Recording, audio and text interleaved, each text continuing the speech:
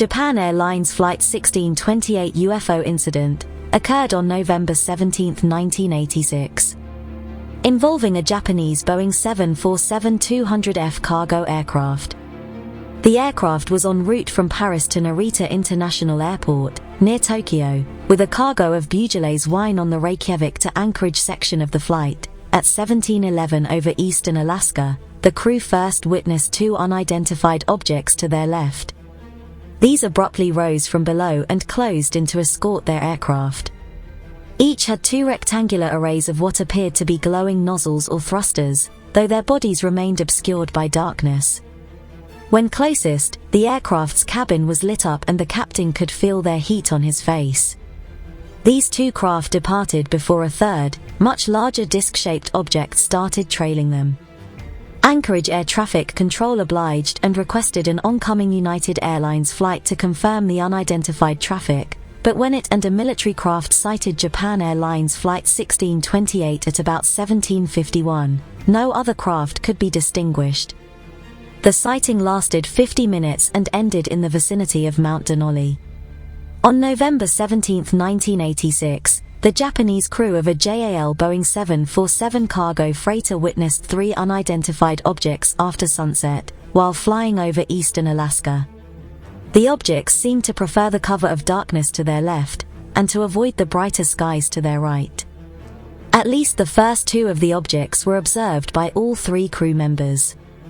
Captain Kenji Torochi, an ex-fighter pilot with more than 10,000 hours flight experience, in the cockpit's left-hand seat, co-pilot Tokunori Fuji in the right-hand seat, and flight engineer Yoshio Tsukuba.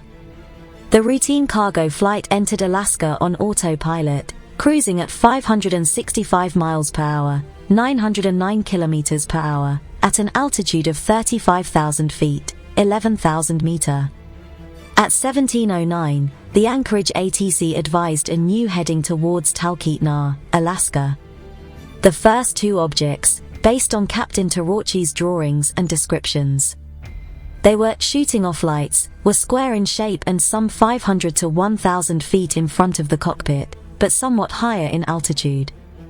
As soon as JAL 1628 straightened out of its turn, at 1711, Captain Torochi noticed two craft to his far left, and some 2,000 feet, 610 meter, below his altitude, which he assumed to be military aircraft. These were pacing his flight path and speed. At 1718 or 1719, the two objects abruptly veered to a position about 500 feet, 150 meter, or 1,000 feet, 300 meter, in front of the aircraft, assuming a stacked configuration. In doing so, they activated a kind of reverse thrust, and their lights became dazzlingly bright. To match the speed of the aircraft from their sideways approach, the objects displayed what Torochi described as a disregard for inertia. The thing was flying as if there was no such thing as gravity. It sped up, then stopped, then flew at our speed, in our direction, so that to us it appeared to be standing still. The next instant it changed course. In other words, the flying object had overcome gravity. The reverse thrust caused a bright flare for 3 to 7 seconds, to the extent that Captain Torochi could feel the warmth of their glows. Air traffic control was notified at this point, at 17:19 and 15 seconds, who could not confirm any traffic in the indicated position. After 3 to 5 minutes, the objects assumed a side-to-side configuration, which they maintained for another 10 minutes. They accompanied the aircraft with an undulating motion, and some back-and-forth rotation of the jet nozzles, which seemed to be under automatic control, causing them to flare with brighter or duller luminosity. Each object had a square shape, consisting of two rectangular arrays of what appeared to be glowing nozzles or thrusters, separated by a dark central section. Captain Torochi speculated in his drawings that the objects would appear cylindrical if viewed from another angle, and that the observed movement of the nozzles could be ascribed to the cylinder's rotation.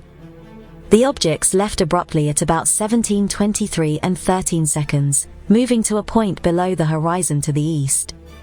The third object described by Captain Torochi, sometimes referred to as the mothership, trailing the port side of the Boeing 747 cargo freighter of Japan Airlines. Where the first objects disappeared, Captain Tarachi now noticed a pale band of light that mirrored their altitude, speed and direction, setting their onboard radar scope to a 25 nautical miles, 46 kilometers, range. He confirmed an object in the expected 10 o'clock direction at about 13.9 kilometers distance, and informed ATC of its presence. Anchorage found nothing on their radar, but Elmendorf's NORAD Regional Operations Control Center, ROC, directly in his flight path, reported a surge primary return after some minutes. As the city lights of Fairbanks began to illuminate the object, Captain Tarachi believed to perceive the outline of a gigantic spaceship on his port side that was twice the size of an aircraft carrier. It was, however, outside First Officer Tainfuji's field of view. The object followed, in formation, or in the same relative position throughout the 45-degree turn, a descent from 35,000 to 31,000 feet, and a 360-degree turn. The short-range radar at Fairbanks Airport failed, however, to register the object. Anchorage ATC offered military intervention, which was declined by the pilot, due to his knowledge of the Mantell incident. The object was not noted by any of two planes which approached Japan Airlines International Flight 1628 to confirm its presence, by which time Japan Airlines International Flight 1628 it had also lost sight of it. JAL 1628 arrived safely in Anchorage at 1820.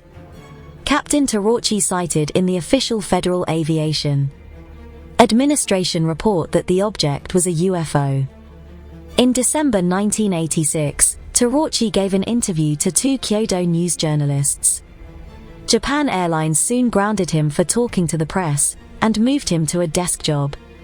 He was only reinstated as a pilot years afterwards, and retired eventually in North Kanto, Japan.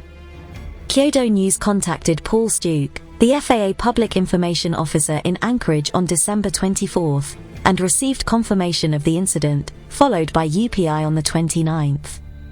The FAA's Alaskan region consulted John Callahan, the FAA Division Chief of the Incidents and Investigations Branch, as they wanted to know what to tell the media about the UFO. John Callahan was unaware of any such incident, considering it a likely early flight of a stealth bomber, then in development. He asked the Alaskan region to forward the relevant data to their technical center in Atlantic City, New Jersey, where he and his superior played back the radar data and tied it in with the voice tapes by videotaping the concurrent playbacks. A day later at FAA headquarters they briefed Vice Admiral Donald D. Engen, who watched the whole video of over half an hour, and asked them not to talk to anybody until they were given the okay, and to prepare an encompassing presentation of the data for a group of government officials the next day. The meeting was attended by representatives of the FBI, CIA and President Reagan's scientific study team, among others.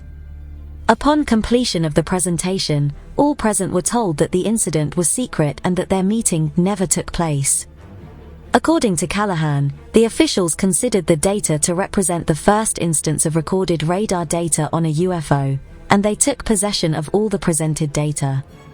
John Callahan, however, managed to retain the original video, the pilot's report and the FAA's first report in his office. The forgotten target printouts of the computer data were also rediscovered, from which all targets can be reproduced that were in the sky at the time. After a 3-month investigation, the FAA formally released their results at a press conference held on March 5, 1987. Here Paul Stuke retracted earlier FAA suggestions that their controllers confirmed a UFO, and ascribed it to a split radar image which appeared with unfortunate timing. He clarified that the FAA did not have enough material to confirm that something was there, and though they were accepting the descriptions by the crew, they were unable to support what they saw.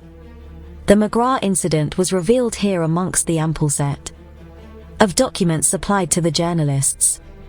The sighting received special attention from the media, as a supposed instance of the tracking of UFOs on both ground and airborne radar, while being observed by experienced airline pilots, with subsequent confirmation by an FAA division chief.